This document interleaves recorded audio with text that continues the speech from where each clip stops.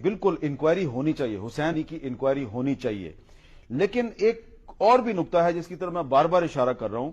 ہمارے اس پروگرام میں کچھ سال پہلے پاکستان آرمی کے سابق چیف آف جنرل سٹاف، ایک سابق کور کمانڈر، سابق چیئرمین نیب، لیفٹیننٹ جنرل شاہد عزیز صاحب آئے تھے اور انہوں نے کچھ ہوش ربا انکشافات کیے تھے، اور اس کی طرف لوگوں کی توجہ نہ اس وقت گئی اور نہ ہی آج جائے گی. لیکن میں آپ کی توجہ چاہتا ہوں، ذرا سنیں انہوں نے کیا کہا تھا.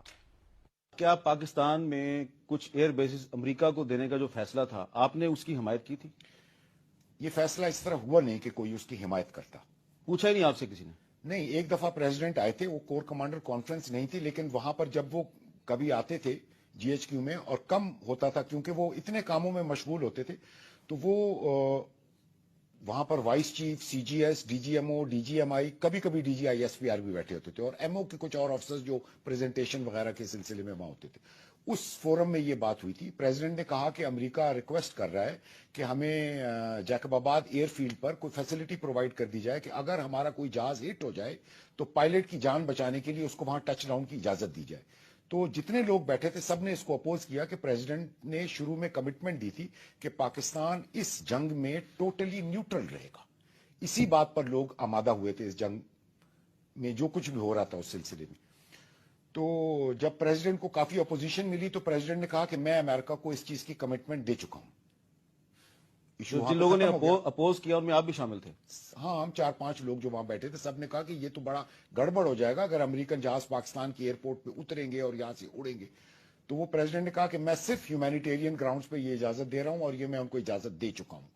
پھر کچھ عرصے بعد ہمیں بتایا گیا کہ پریزیڈنٹ ہاؤس سے احکامات آئے کہ وہ جیکب آباد ایئرپورٹ کی سیکورٹی کے لیے ٹروپس بھیج دیں. ہم نے جب ٹروپس وہاں بھیجے تو ٹروپس نے ہمیں یہ رپورٹ دی، وہ کوئٹہ سے ٹروپس بھیجے گئے تھے.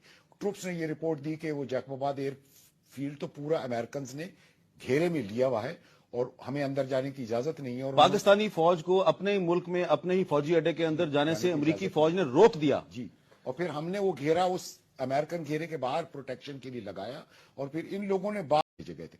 ٹروپس نے یہ رپورٹ دی کہ وہ جیکب آباد ایئر فیلڈ تو پورا امریکنز نے گھیرے میں لیا ہوا ہے اور ہمیں اندر جانے کی اجازت نہیں ہے. اور پاکستانی فوج کو اپنے ہی ملک میں اپنے ہی فوجی اڈے کے اندر جانے سے امریکی فوج نے روک دیا. جی، اور پھر ہم نے وہ گھیرا اس امریکن گھیرے کے باہر پروٹیکشن کے لیے لگایا، اور پھر ان لوگوں نے بعد میں ہمیں یہ بتایا کہ وہاں سے روزمرہ جہاز آتے جاتے ہیں. فیصل صاحب، کچھ عرصے کے بعد مجھے پرائیویٹ کنیکشن کے ذریعے یہ پتا چلا کہ پسنی ایئرپورٹ بھی اسی طرح امریکنز کے پاس ہے اور شروع سے ہے، اور مجھے اس کا پتہ نہیں تھا.